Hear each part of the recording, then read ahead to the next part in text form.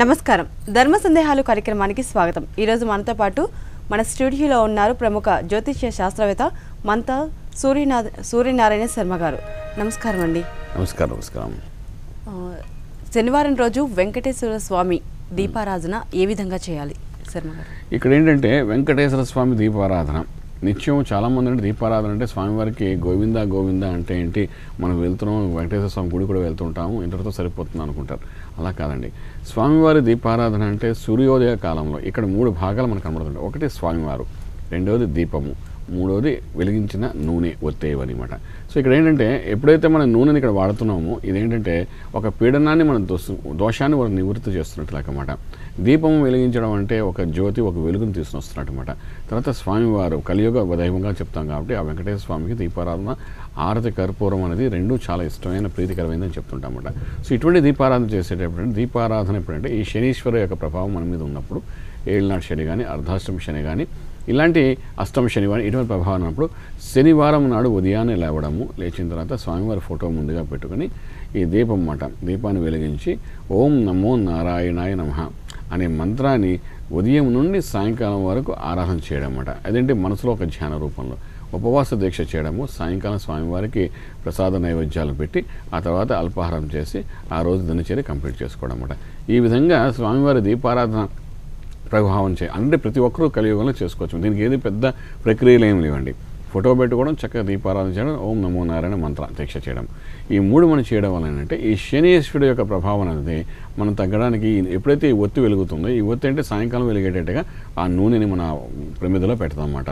సాయంకాలం వరకు అంటే కనీసం ఒక ½ కిలో కానీ పావు కిలో కానీ ఏదో మనకున్న ప్రమిద బట్టి. సో ఈ ఒత్తి వెలుగుతున్నంతసేపు మనకంటే శనీశ్వరు యొక్క దోషం అన్నమాట తగ్గడానికి అవకాశం ఉంటుందన్నమాట.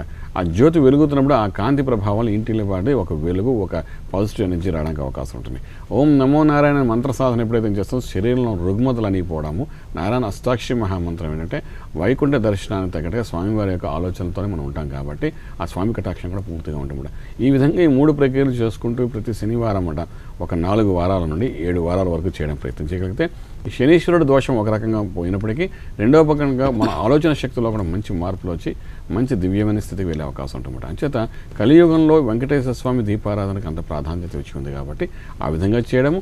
సాయంకాలం ఎప్పుడైతే స్వామివారికి నైవేద్యం ఇస్తాం అప్పుడు కర్పూర హారతి, స్వామివారికి ఆరతి చాలా ఇష్టం కాబట్టి ఆరతి ప్రియుడు కాబట్టి ఇప్పటికీ కూడా మన భారతదేశంలో చాలామంది ఏంటంటే ఎక్కడైనా ప్రయాణం వెళ్ళాలంటే మొత్తం అంతా వదిలేస్తారు, స్వామివారికి ఒక ఆరతి ఇచ్చేసి వెళ్ళిపోతే చాలు, మనకు ఆ ప్రయాణం ఎటువంటి ఇబ్బంది ఉండదని చాలామంది వరకు నమ్మకం ఉంటుంది. నమ్మకం కాదు, ఇది విశ్వాసం కూడా, సంపూర్ణమైన విశ్వాసం. ఫలితం కూడా ఆ విధంగానే ఉంటుందన్నమాట. అంచేతంటే సాయంకాలం దీపారాధన అయిన తర్వాత సాయంకాలం నైవేద్యం ఇచ్చే ముందు స్వామివారికి ఆరతి కూడా ఇవ్వడానికి ప్రయత్నం చేస్తే ఈ నైవేద్యం తర్వాత డెఫినెట్గా ఆ దోషాలన్నీ పోవడానికి అవకాశం. ఇది చాలా చిన్న విషయము, చిన్న పని, చాలామంది మర్చిపోతారు. ఇటువంటి ప్రక్రియ చేయండి, డెఫినెట్గా సక్సెస్ అనేది జ్యోతిష్యానికి అతీతంగా ఒక చక్కటి స్థితికి వెళ్ళే అవకాశం ఉంటుంది. చెప్పగలరా? దివితేజ విజయవాడ నుంచి కాల్ చేస్తున్నారు. దివితేజ గారు శర్మ గారితో మాట్లాడండి. నమస్కారం, చెప్పండి అమ్మా. మరి చెప్పండి. మా బాబు దివితేజ్ అండి.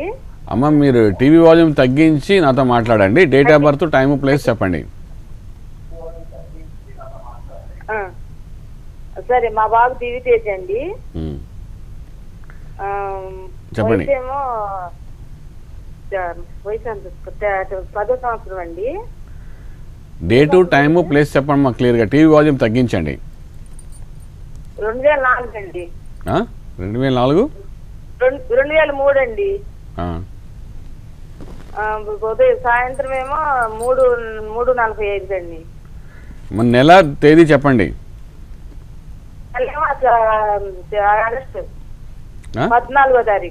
ఆగస్టు 14. సరే, ఏం తెలుసుకోవాలనుకుంటున్నారు మా బాబు గురించి?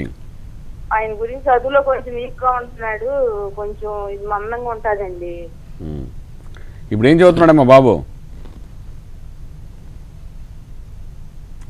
సరే, బాబుకి ఇక్కడ పూర్వాభాద్ర నక్షత్రం అయిందండి, ఇక్కడ కుంభరాశి అయింది. లగ్నం కూడా చూసుకున్నప్పుడు ఏంటంటే ఇక్కడ ధను లగ్నం అయింది. దశ వారిగా ఇక్కడ ప్రస్తుత పరిస్థితి ప్రకారం చూసుకుంటే 2014 ఫిబ్రవరి తర్వాత వచ్చే ఈ శని యొక్క మహార్దశ వలన కొంతవరకు అంటే ఇంకొంచెం ఇబ్బందికరమైన స్థితి కనబడుతోంది.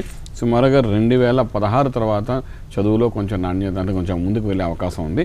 ఈ బాబు విషయంలో మేధా దక్షిణామూర్తి స్తోత్రం నిత్య పారాయణ చేయించిన ప్రయత్నం రండి. మేధా దక్షిణామూర్తి స్తోత్రం ఎప్పుడైతే చదువుతాం మేధస్సు అద్భుతంగా పనిచేయడానికి ప్రయత్నం అవుతుంది. సో అటువంటి ప్రయత్నం చేస్తే మంచి ఫలితాలు ఉంటాయని చెప్పెళ్తామండి. ధన్యవాదాలు శర్మ గారు, మా స్టూడియోకి వచ్చి మా ప్రేక్షకుల యొక్క జ్యోతిష్యపరమైన సందేహాలు నివృత్తి చేసినందుకు. నమస్కారం.